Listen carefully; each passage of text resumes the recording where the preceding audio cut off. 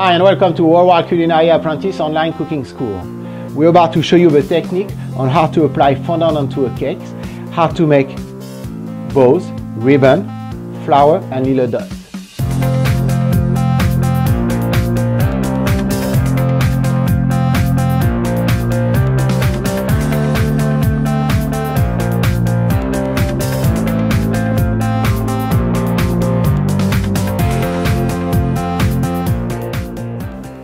For that class, I have a very special guest chef, Chef Judy Lai.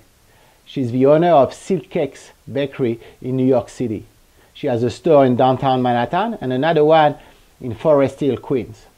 She makes the most beautiful cakes and also some beautiful and delicious little pastries. So if you ever have a chance to try it, please do so. You will be delighted with what she makes. Thank you very much for watching. Hi, my name is Chef Judy Lai, and welcome to my class. We will be learning cake decorating techniques such as ribbon cutting, bow making, and flower making, and some dots for a two-tier cake.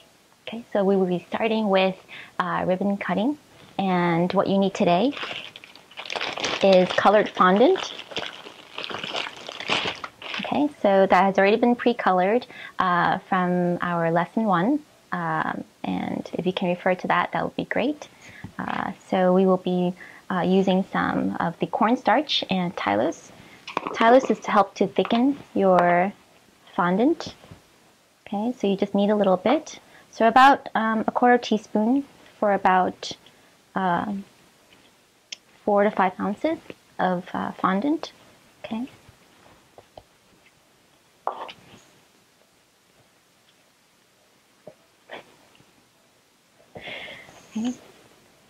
So that would help to thicken your fondant because a lot of times when you add color, as mentioned in lesson 1, it will be a little bit loose.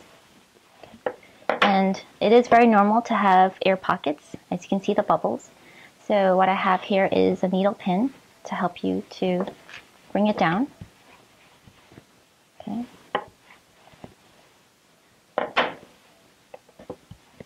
And what I'm doing now is that I'm rolling it down so that's easier for it to go into the pasta machine, which I often use. It's actually one of my best friends when starting out cake decorating. Okay.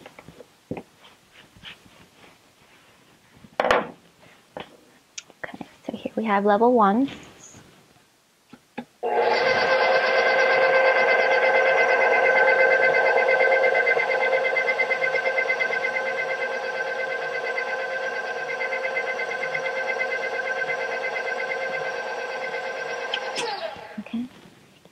So now we're going to roll your fondant, and we're going to put it in a pasta machine until it's level, I would say, like a level 2 to 3 on your pasta machine, only because you don't want the fondant to be too thick, or else it's going to weigh down your cake, and you're actually giving a lot of fondant, a little bit too much of weight, as well as unnecessary fondant on your cake. Okay, so level 2.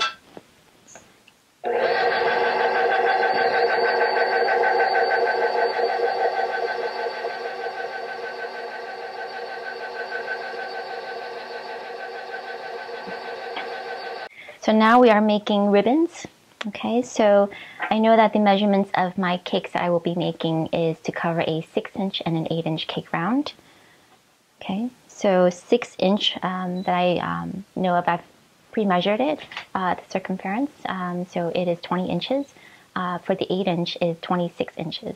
So now with the ribbon, to measure the size of your fondant, we needed the 20-inch, which is for the 6-inch cake round. Okay, so by measuring that, I know the length I need. So here is 20 inches. Okay, so I mark it here, right? And I know that the 8-inch, you need 26 inches in length. So we just want to wrap the base of your cake, right? Okay. And I already had this ribbon cutter already preset. So I know that I wanted to make, one tier to be a little bit thicker and then the other one a little bit shorter. Okay, so it depends on however the thickness that you want for your ribbons. So you can go ahead, you can actually make double ribbon cuttings or double ribbons. That's completely up to you. And I tend to hold down the edge.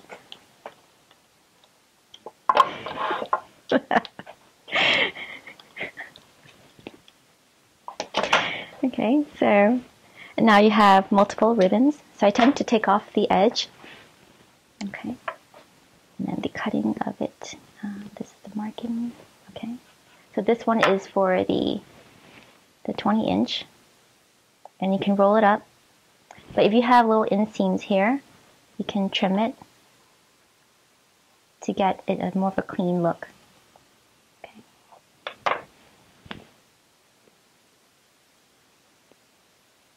And whatever excess fondant that you have that is not that's being left out, please put it into a container, such as a bag, like so.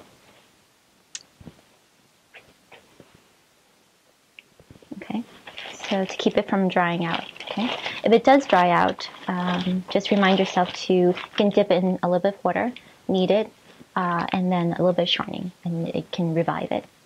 Okay. So what I often use also is a container. So I place my fondant pieces in a container and it's sealed tight. Okay. So this prevents it also from drying out. So there are many techniques such as placing a bag as well as in a container. Okay. So now I'm working on the thicker ribbon. So that's going to be used later on for any of your decorating needs or to wrap around the cake.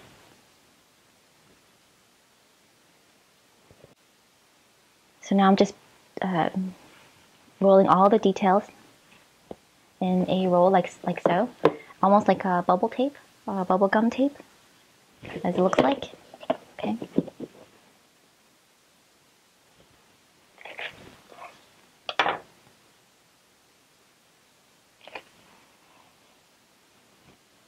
Okay. So as you can see, you have your details in there. Okay.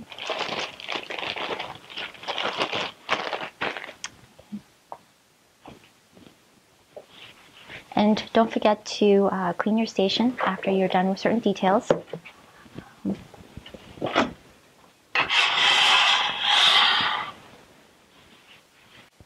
So we have just finished making fondant ribbons.